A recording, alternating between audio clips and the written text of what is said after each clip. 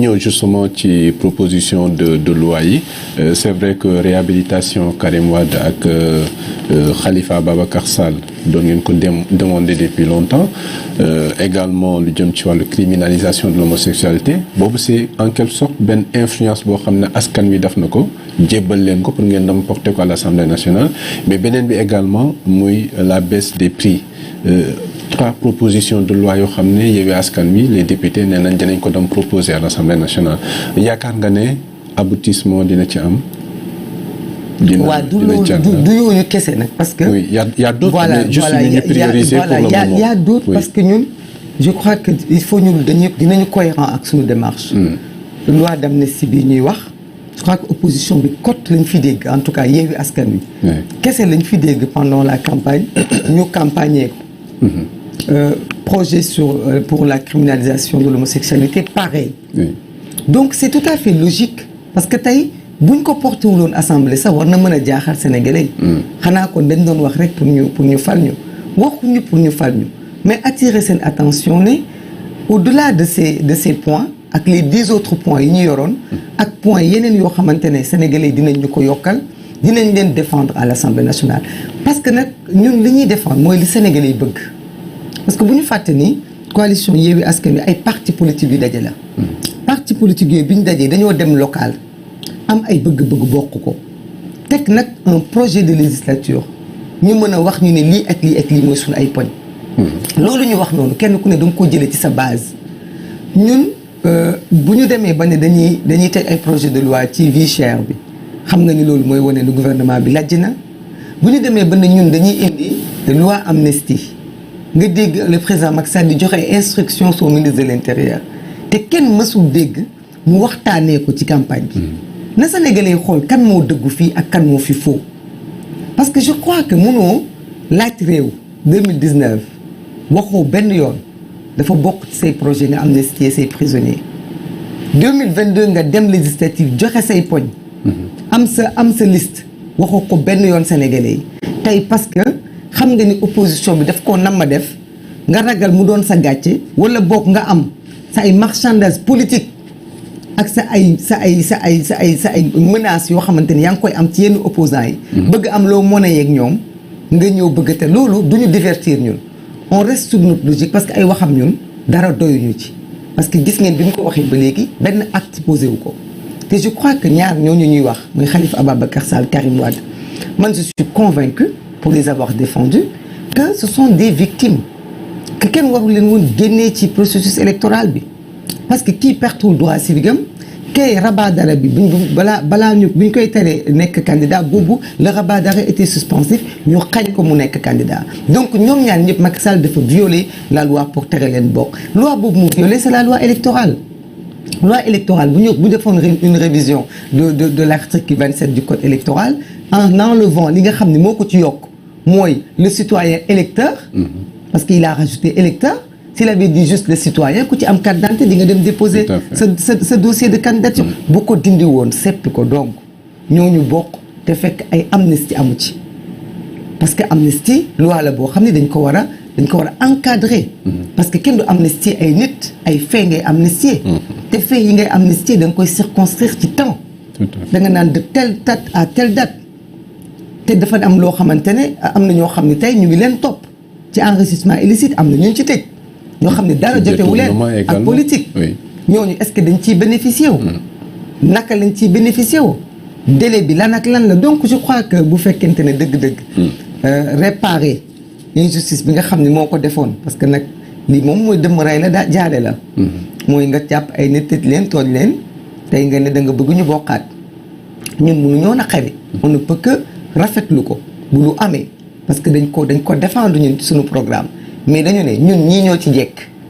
waaye pas moom mais ay la yéwén bu ko defee itam ñun dinañ ko voter comme ni ñu yaakaaree ni ñun tamit proposition de loi yii nga xam ne dañ ko def pour askanu Sénégal bu demee assemblée député yëpp dinañ ko bokk voter. D'accord mais loi d'amnistie ngeen di voter wala une révision du code électoral. defaguñu proposition yooyu parce que encore une fois le groupe parlementaire de Yewwi Askan Wi c'est un groupe très bien structuré sont très bien organisés dañuy échanger ci seen biir amaana dina am point yoo xam ne dinañ ci waxtaan ak conférence des leaders mais il faut savoir que ce sont des députés libres et indépendants am na projet yoo xam ne ñoom ñoo koy porter nekkul ne c'est la conférence des leaders mooy décider di leen soumettre ak di leen wax def leen nii parce que rupture boobu la ñu indi de la mouvance Macky Sall moo leen di wax lu ñu war a def moo leen di wax nii ngeen di doxalee mais ñun gis nga des profils de députés yoo xam ne dinañu étudier waxtaan ci seen biir xool naka la ñu bëgg a tegee loi bi ak suñu ay juristes bien sûr parce que même ñun bu ñu ko doon proposer dinañ ko encadrer de telle sorte que li ci nit ñi ragal du ci am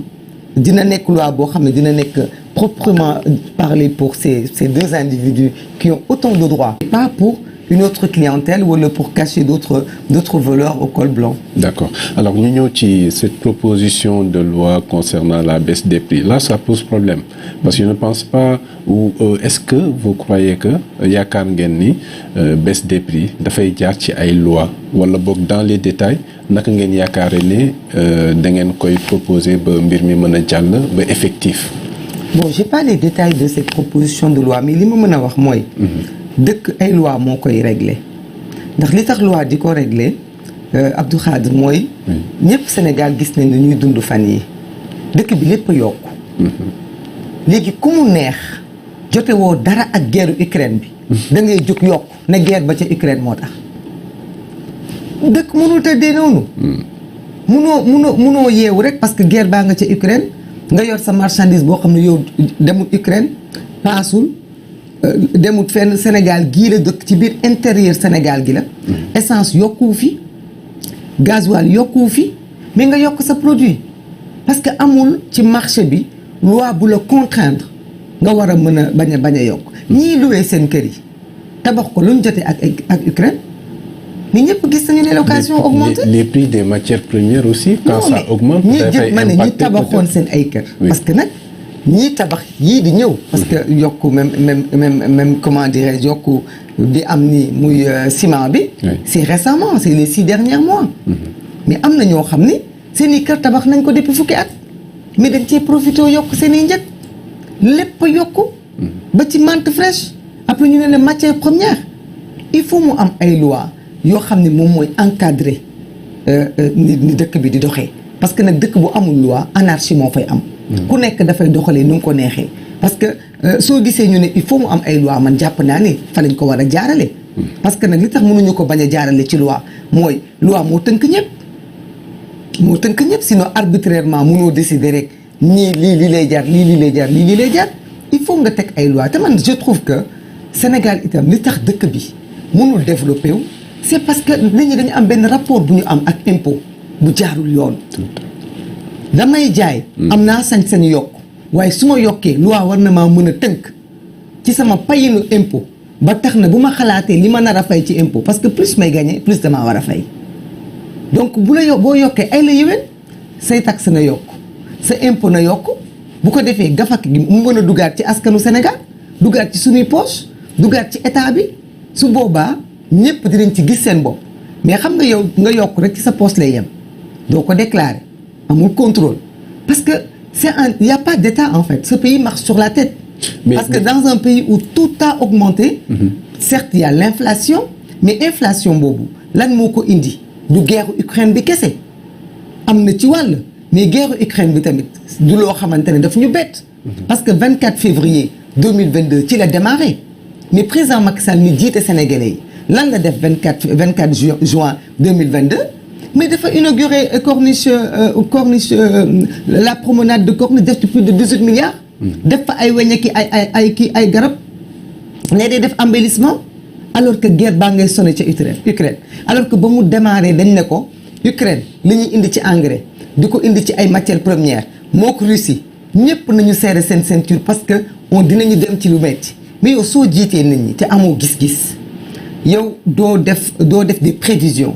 yow doo moytu yow Sénégalais yi day métti ci ñoom rek mais doo wàññi sa budget ba ren ji budget bi nga proposé pour 2023 benn milliard budget présidence benn milliard nga ci wàññi ban sacrifice yow nga def institution yi gëmoon nañu ni au conseil des collectivités di nga ko annuler parce que 2012 pour moins que ça après toutes les inondations bi mu ñëwee da nga dindi Sénat ne parce que du priorité tey tu laisses des institutions budgétivores parce que clientèle politique ñoo fa nekk. budget bi sax yokku na pour ces institutions là. Assemblée nationale. au conseil des collectivités territoriales et cetera. après nga ne Sénégalais yi yéen toroxlu leen yéen muñ leen noo yéen subir leen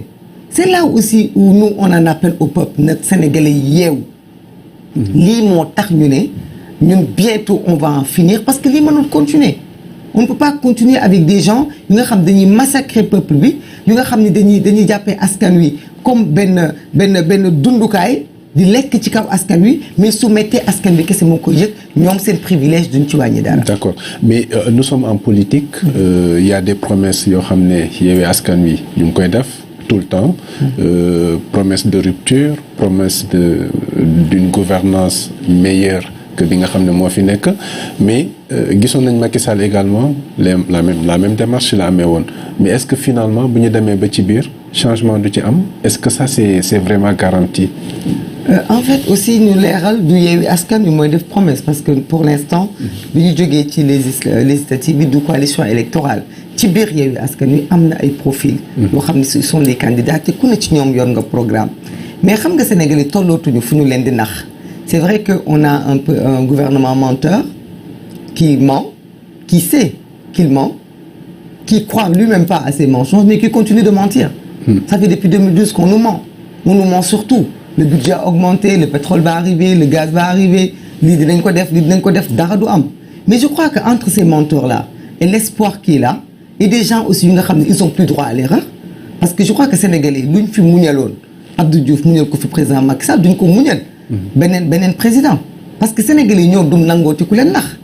te Sénégalais yi itam dañoo dugal seen loxo ci Yewwi Askan Wi dugal ko ci parti yi nekk ci Yewwi Askan Wi dañoo ñëw fekk suñu dugal seen loxo ci suñu mouvement yi ak seen xalaat di ci wax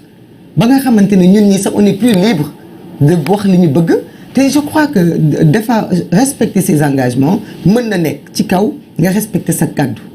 ci kaw nga bëgg sa askan ci kaw nga am un minimum d'amour pour ton pays parce que loolu nag dafa nekk loo xam ne kenn du mën a am garantie bi parce que comme li nga wax on a toujours eu des promesses et au final les gens changent pas mais est-ce que ça doit loolu daf ñu war a ragalloo ba ñu ne comme loolu la rek du ñu changer déedéet dañuy changer parce que ay lañu parce que on est des gens positifs parce que on croit qu'il faut qu'on avance parce qu'on ne peut pas reculer de toute façon donc on va changer et puis on va contrôler, on va veiller. Le contrôle citoyen sera là, le contrôle populaire sera là. Et nit ñi dinañ ci bàyyi seen xel ba nga xam ne kenn dootu leen naxate incha allah. D'accord alors wax nga ko sànq vous avez parlé de projet de budget justement.